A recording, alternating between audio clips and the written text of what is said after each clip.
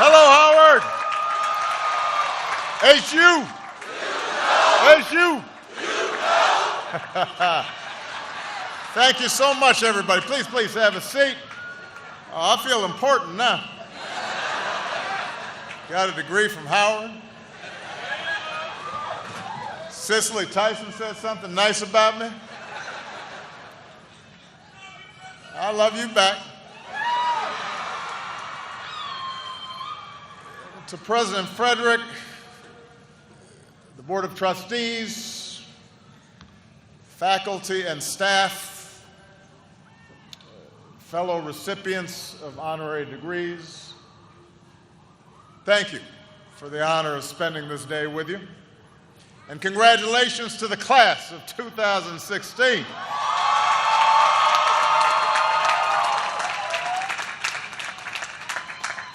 Four years ago, back when you were just freshmen, I understand many of you came by my house the night I was reelected. So I decided to return the favor and come by yours. To the parents, the grandparents, aunts, uncles, brothers, sisters, all the family and friends who stood by this class, cheered them on, helped them get here today. This is your day as well. Let's give them a big round of applause as well.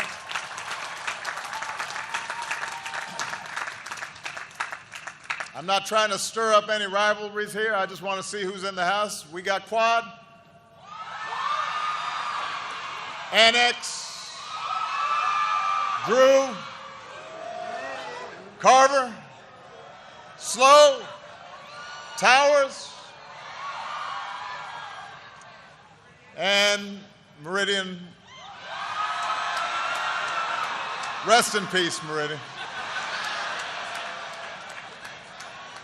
Rest in peace. I know you're all excited today. You might be a little tired as well.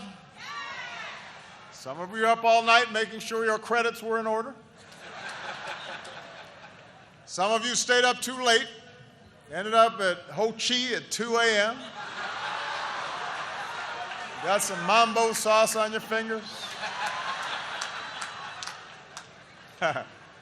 But you got here. And you've all worked hard to reach this day. You've shuttled between challenging classes and Greek life. You've led clubs, played an instrument or a sport. You volunteered, you interned, held down 1, 2, maybe 3 jobs. You've made lifelong friends and discovered exactly what you're made of. The Howard Hustle has strengthened your sense of purpose and ambition, which means you're part of a long line of Howard graduates. Some are on this stage today. Some are in the audience. That spirit of achievement and special responsibility has defined this campus ever since the Freedmen's Bureau established Howard just 4 years after the Emancipation Proclamation, just 2 years after the Civil War came to an end. They created this university with a vision of uplift, a vision for an America where our fates would be determined not by our race, gender, religion, or creed, but where we would be free in every sense to pursue our individual and collective dreams. It is that spirit that's made Howard a centerpiece of African American intellectual life and a central part of our larger American story. This institution's been the home of many firsts. The first black Nobel Peace Prize winner, the first black Supreme Court justice. But its mission has been to ensure those firsts were not the last. Countless scholars, professionals, artists, leaders from every field received their training here. The generations of men and women who walked through this yard helped reform our government, cure disease, grow a black middle class, advance civil rights, shape our culture. The seeds of change for all Americans were sown here. That's what I want to talk about today. As I was preparing these remarks, Vernon, I realized that when I was first elected president, most of you, the class of 2016, were just starting high school. Today you're graduating college. I used to joke about being old. Now I realize I'm old. It's not a joke anymore. But seeing all of you here gives me some perspective. It makes me reflect on the changes that I've seen over my own lifetime. So let me begin with what may sound like a controversial statement. A hot take. Given the current state of our political rhetoric and debate, let me say something that may be controversial, and that is this. America is a better place today than it was when I graduated from college. Let me repeat. America is by almost every measure better than it was when I graduated from college. It also happens to be better off than when I took office, but that's a longer story.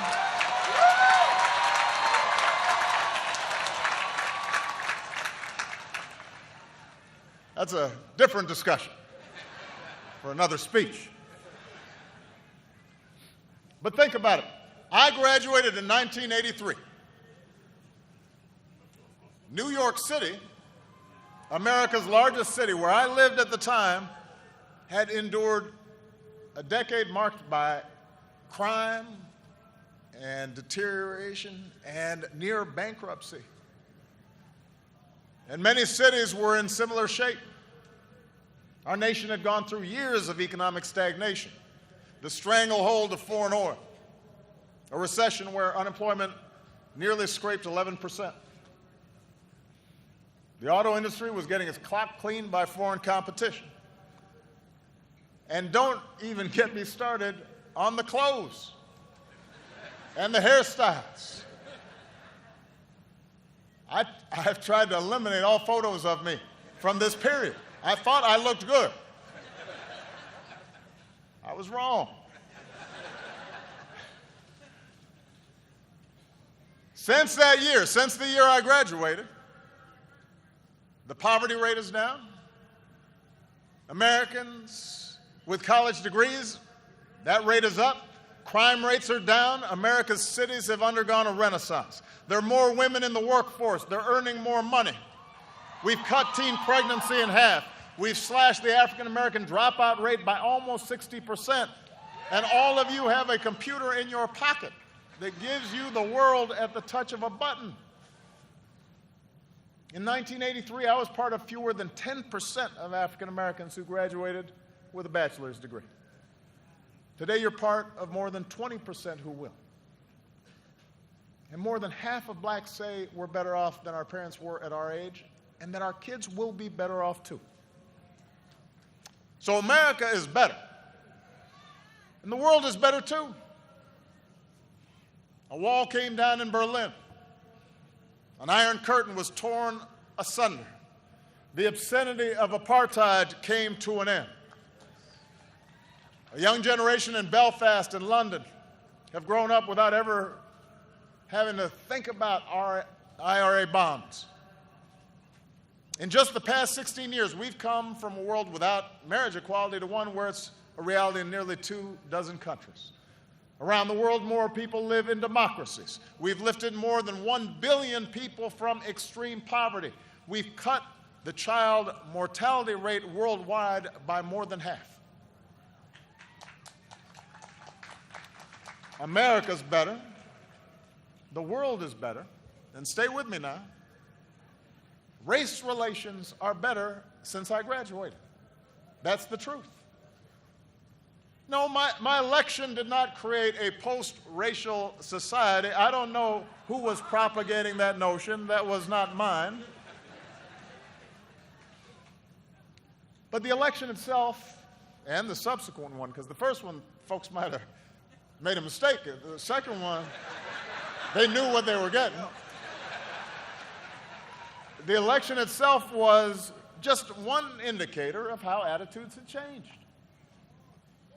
In my inaugural address, I remarked that just 60 years earlier, my father might not have been served in a D.C. restaurant, at least not certain of them. There were no black CEOs of Fortune 500 companies, very few black judges. Shoot, as Larry Wilmore pointed out last week, a lot of folks didn't even think blacks had the tools to be a quarterback. Today, former Bull Michael Jordan isn't just the greatest basketball player of all time, he owns the team. When I was graduating, the main black hero on TV was Mr. T.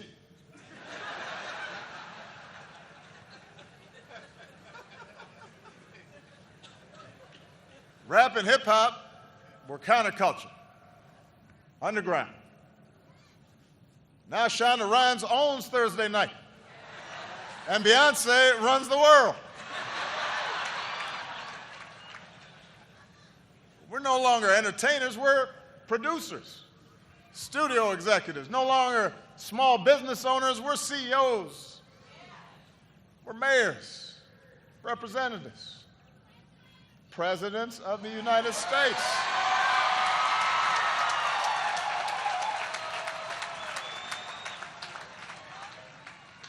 Now, I am not saying gaps do not persist. Obviously, they do. Racism persists. Inequality persists. Don't worry, I'm going to get to that. But I wanted to start class of 2016 by opening your eyes to the moment that you are in.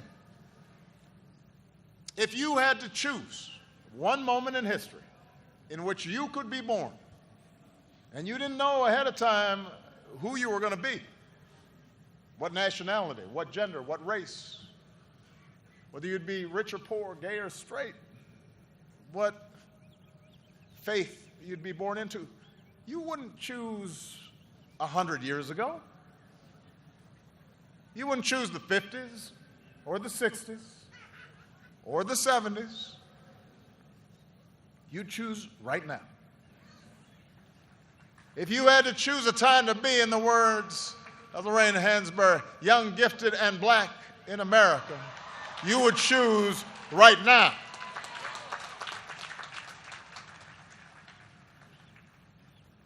I tell you all this because it's important to note progress. Because to deny how far we've come would do a disservice to the cause of justice, to the legions of foot soldiers, to not only the incredibly accomplished individuals who've already been mentioned, but your mothers and your dads and grandparents and great-grandparents who marched and toiled and suffered and overcame to make this day possible. I tell you this not to lull you into complacency, but to spur you into action. Because there's still so much work to do, so many more miles to travel. And America needs you to gladly, happily take up that work. You all have some work to do. So enjoy the party, because you're going to be busy. Yes, our economy has recovered from crisis stronger than almost any other in the world. But there are folks of all races who are still hurting, who still can't find work that pays enough to keep the lights on, who still can't save for retirement, We've still got a big racial gap in economic opportunity. The overall unemployment rate is 5%, but the black unemployment rate is almost 9%. We've still got an achievement gap when black boys and girls graduate high school and college at lower rates than white boys and white girls. Harriet Tubman may be going on the 20, but we've still got a gender gap when a black woman working full-time still earns just 66% of what a white man gets paid.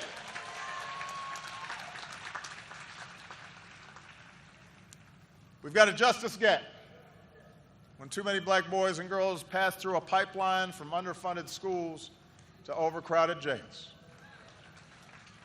This is one area where things have gotten worse. When I was in college, about 500,000 people in America were behind bars. Today, there are about 2.2 million. Black men are about 6 times likelier to be in prison right now than white men. Around the world, we've still got challenges to solve that threaten everybody in the 21st century. Old scourges like disease and conflict, but also new challenges from terrorism and climate change. So make no mistake, class of 2016, you've got plenty of work to do. But as complicated and sometimes intractable as these challenges may seem, the truth is that your generation is better positioned than any before you to meet those challenges, to flip the script. Now, how you do that, how you meet these challenges, how you bring about change, will ultimately be up to you. My generation, like all generations, is too confined by our own experience, too invested in our own biases, too stuck in our ways to provide much of the new thinking that will be required. But us old heads have learned a few things that might be useful in your journey. So with the rest of my time, I'd like to offer some suggestions for how young leaders like you can fulfill your destiny and shape our collective future. Bend it in the direction of justice and equality and freedom. First of all, and this should not be a problem for this group, be confident in your heritage. Be confident in your blackness. One of the great changes that's occurred in our country since I was your age is the realization there's no one way to be black. I take it from somebody who's seen both sides of the debate about whether I'm black or not. Past couple months, I've had lunch with the Queen of England and hosted Kendrick Lamar in the Oval Office. There's no straitjacket, there's no constraints, there's no litmus test for authenticity. Look at Howard. One thing most folks don't know about Howard is how diverse it is. When you arrived here, some of you were like, oh, they got black people in Iowa? But it's true. This class comes from big cities and rural communities, and some of you crossed oceans to study here. You shatter stereotypes. Some of you come from a long line of bison. Some of you are the first in your family to graduate from college. You all talk different. You all dress different. You're Lakers fans, Celtics fans, maybe even some hockey fans.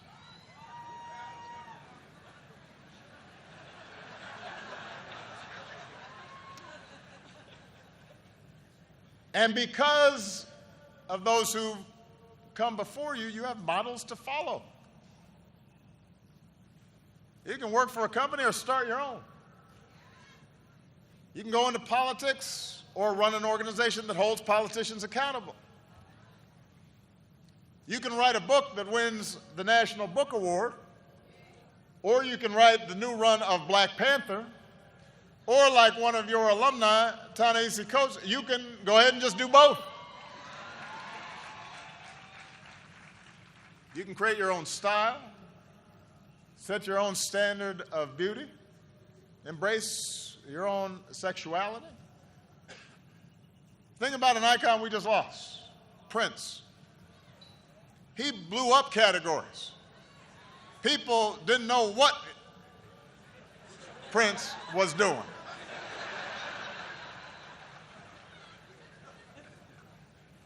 And folks loved him for it. You need to have the same confidence. Or as my daughters tell me all the time, you be you, Daddy. Sometimes Sasha puts a variation on it. You do you, Daddy.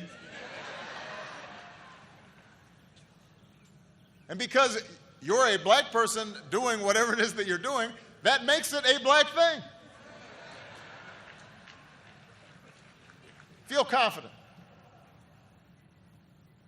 Second, even as we each embrace our own beautiful, unique, and valid versions of our blackness, remember the tie that does bind us as African Americans.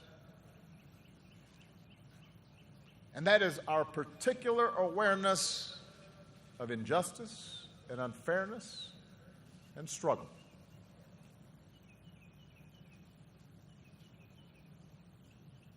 That means we cannot sleepwalk through life. We cannot be ignorant of history. We can't meet the world with a sense of entitlement. We can't walk by a homeless man without asking why a society as wealthy as ours allows that state of affairs to occur. We can't just lock up a low-level dealer without asking why this boy, barely out of childhood, felt he had no other options. We have cousins and uncles and brothers and sisters who we remember were just as smart and just as talented as we were, but somehow got ground down by structures that are unfair and unjust. And that means we have to not only question the world as it is and stand up for those African Americans who haven't been so lucky. Because yes, you've worked hard, but you've also been lucky. That's a pet peeve of mine, people who've been successful and don't realize they've been lucky. That God may have blessed them. It wasn't nothing you did. So don't have an attitude.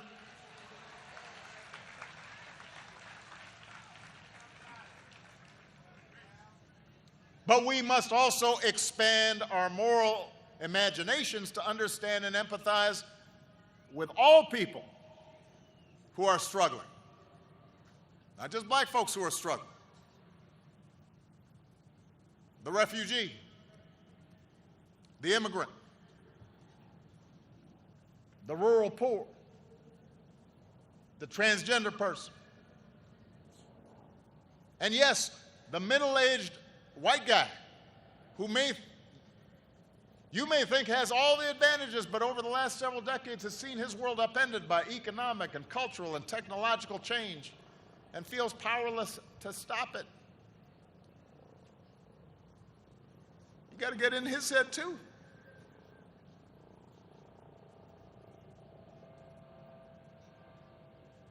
Number 3,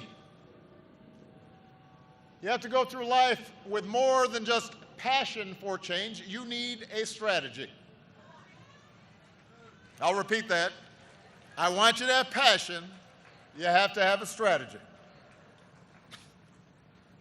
Not just awareness, but action. Not just hashtags, but votes.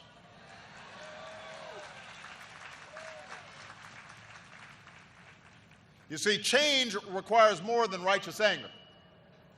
It requires a program and it requires organizing. At the 1964 Democratic Convention, Fannie Lou Hamer, 5 feet 4 inches tall, gave a fiery speech on the national stage. But then she went back home to Mississippi and organized cotton pickers. And she didn't have the tools and technology where you can whip up a movement in minutes. She had to go door to door.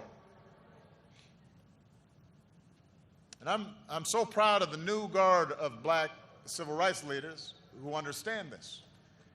It's thanks in large part to the activism of young people like many of you, from Black Twitter to Black Lives Matter, that America's eyes have been opened, white, black, Democrat, Republican, to the real problems, for example, in our criminal justice system.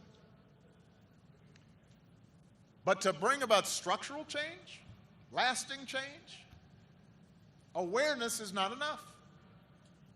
It requires changes in law, changes in custom. If you care about mass incarceration, let me ask you, how are you pressuring members of Congress to pass the criminal justice reform bill now pending before them? If you care about better policing, do you know who your district attorney is? Do you know who your state's attorney general is? Do you know the difference? Do you know who appoints the police chief and who writes the police training manual? Find out who they are, what their responsibilities are. Mobilize the community, present them with a plan, work with them to bring about change, hold them accountable if they do not deliver. Passion is vital, but you got to have a strategy. And your plan better include voting. Not just some of the time, but all of the time. It is absolutely true that 50 years after the Voting Rights Act, there are still too many barriers in this country to vote. There are too many people trying to erect new barriers to voting. This is the only advanced democracy on earth that goes out of its way to make it difficult for people to vote. And there's a reason for that. There's a legacy to that. But let me say this. Even if we dismantled every barrier to voting, that alone would not change the fact that America has some of the lowest voting rates in the free world. In 2014, only 36% of Americans turned out to vote in the midterms. Second lowest participation rate on record. Youth turnout, that would be you, was less than 20%. Less than 20%. 4 out of 5 did not vote. In 2012, nearly 2 in 3 African Americans turned out. And then in 2014, only 2 in 5 turned out. You don't think that made a difference in terms of the Congress I've got to deal with? And then people are wondering, well, how come Obama hadn't gotten this done? How come he didn't get that done? You don't think that made a difference? What would have happened if you had turned out at 50, 60, 70% all across this country? People try to make this political thing really complicated. They're like, well, what kinds of reforms do we need? And how do we need to do that? And what? You know what? Just vote. It's math. If you have more votes than the other guy, you get to do what you want.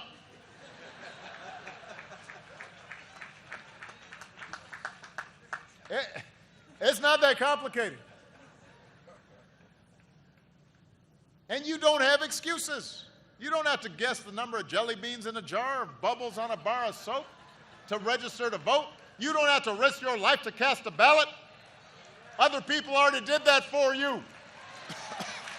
Your grandparents, your great-grandparents might be here today. They were working on it. What's your excuse?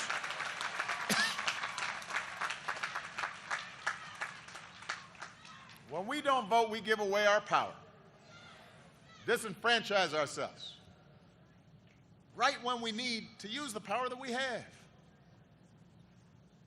Right when we need your power to stop others from taking away the voting rights of those more vulnerable than you are, the elderly and the poor, the formerly incarcerated trying to earn their second chance. So you got to vote all the time, not just when it's cool, not just when it's time to elect a president, not just when you're inspired. It's your duty. When it's time to elect a member of Congress or a city councilman or a school board member or a sheriff. That's how we change our politics, by electing people at every level who are representative of and accountable to us. It is not that complicated. Don't make it complicated. And finally, change requires more than just speaking out. It requires listening as well. In particular, it requires listening to those with whom you disagree and being prepared to compromise. You know, when I was a state senator, I helped pass Illinois' first racial profiling law and one of the first laws in the nation requiring the videotaping of confessions in capital cases. And we were successful because early on, I engaged law enforcement. I didn't say to them, "Oh, you guys are so racist. You need to do something." I understood, as many of you do, that the overwhelming majority of police officers are good and honest and courageous and fair and love the communities they serve.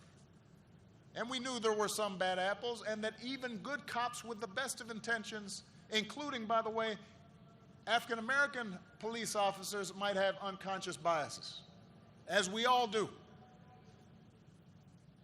So we engaged, and we listened, and we kept working until we built consensus. And because we took the time to listen, we crafted legislation that was good for the police because it improved the trust and cooperation of the community, and it was good for the communities who were less likely to be treated unfairly. And I can say this unequivocally. Without at least the acceptance of the police organizations in Illinois, I could never have gotten those bills passed. It's very simple. They would have blocked them. The point is, you need allies in a democracy. That's just the way it is. It can be frustrating and it can be slow. But history teaches us that the alternative to democracy is always worse. That's not just true in this country. It's not a black or white thing. Go to any country where the give and take of democracy has been repealed by one-party rule, and I will show you a country that does not work. And democracy requires compromise. Even when you are 100% right. This is hard to explain sometimes. You can be completely right, and you still are going to have to engage folks who disagree with you. If you think that the only way forward is to be as uncompromising as possible, you will feel good about yourself. You will enjoy a certain moral purity, but you're not going to get what you want. And if you don't get what you want long enough, you will eventually think the whole system is rigged. And that will lead to more cynicism and less participation, and a downward spiral of more injustice and more anger and more despair. And that's never been the source of our progress. That's how we cheat ourselves of progress. You know, we remember Dr. King's soaring oratory. The power of his letter from a Birmingham jail. The marches he led. But he also sat down with President Johnson in the Oval Office to try and get a Civil Rights Act and a Voting Rights Act passed. And those two seminal bills were not perfect, just like the Emancipation Proclamation was a war document as much as it was some clarion call for freedom.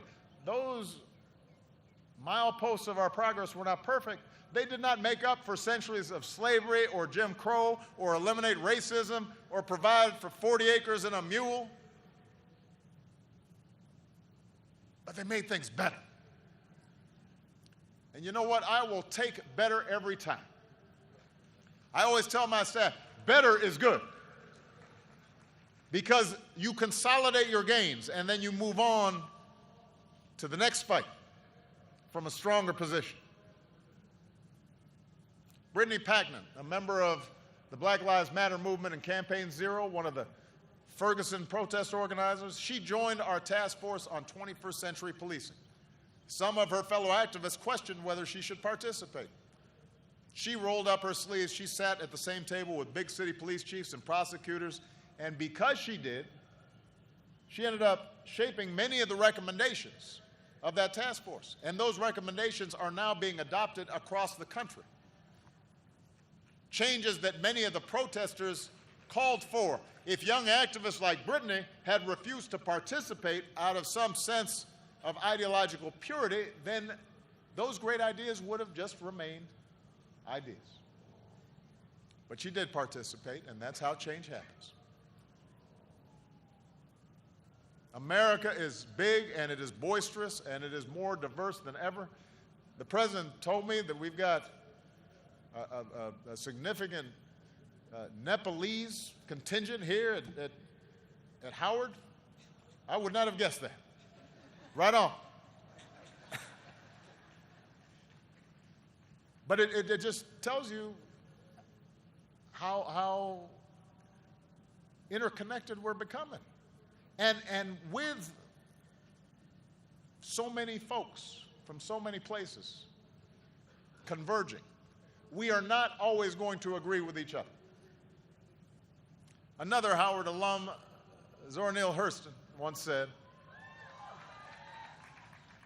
there's a good quote here, "Nothing that God ever made is the same thing to more than one person." Think about that. That's why our democracy gives us a process designed for us to settle our disputes with argument and ideas and votes instead of violence and simple majority rule. So don't try to shut folks out. Don't try to shut them down, no matter how much you might disagree with them. You know, there's been a trend around the country of trying to get colleges to disinvite speakers with a different point of view or disrupt a politician's rally. Don't do that. No matter how ridiculous or offensive you might find the things that come out of their mouths. Because as my grandmother used to tell me, every time a fool speaks, they are just advertising their own ignorance. Let them talk. Let them talk. If you don't, you just make them a victim. And then they can avoid accountability. That doesn't mean you shouldn't challenge them. Have the confidence to challenge them. Confidence in the rightness of your position. There will be times when you shouldn't compromise your core values, your integrity. And you will have the responsibility to speak up in the face of injustice. But listen. Engage. If the other side has a point, learn from them. If they're wrong, rebut them. Teach them. Beat them on the battlefield of ideas.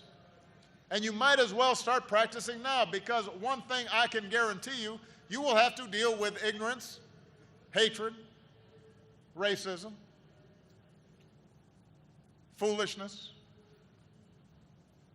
trifling folks. I promise you, you will have to deal with all that at every stage of your life. That may not seem fair, but life has never been completely fair. Nobody promised you a crystal stair. And if you want to make life fair, then you've got to start with the world as it is. So, that's my advice. That's how you change things. Change isn't something that happens every 4 years or 8 years. Change is not placing your faith in any particular politician and then just putting your feet up and saying, okay, go. Change is the effort of committed citizens who hitch their wagons to something bigger than themselves and fight for it every single day. That's what Thurgood Marshall understood. A man who once walked this yard, graduated from Howard Law, went home to Baltimore, started his own law practice. He and his mentor, Charles Hamilton Houston, rolled up their sleeves and they set out to overturn segregation. They worked through the NAACP, filed dozens of lawsuits, fought dozens of cases. And after nearly 20 years of effort, 20 years, Thurgood Marshall ultimately succeeded in bringing his righteous cause before the Supreme Court and securing the ruling in Brown versus Board of Education that separate could never be equal. 20 years. Marshall, Houston, they knew it would not be easy. They knew it would not be quick. They knew all sorts of obstacles would stand in their way. They knew that even if they won, that would just be the beginning of a longer march to equality. But they had discipline. They had persistence. They had faith and a sense of humor. And they made life better for all Americans. And I know you graduates share those qualities. I know it because I've learned about some of the young people graduating here today. There's a young woman named Sierra Jefferson who's graduating with you. And I'm just going to use her as an example. I hope you don't mind Sierra. Sierra grew up in Detroit and was raised by a poor single mom who worked 7 days a week in an auto plant. And for a time, her family found themselves without a place to call home. And they bounced around between friends and family who might take them in. By her senior year, Sierra was up at 5 a.m. every day, juggling homework, extracurricular activities, volunteering, all while taking care of her little sister. But she knew that education was her ticket to a better life. So she never gave up, pushed herself to excel. This daughter of a single mom who works on the assembly line turned down a full scholarship to Harvard to come to Howard.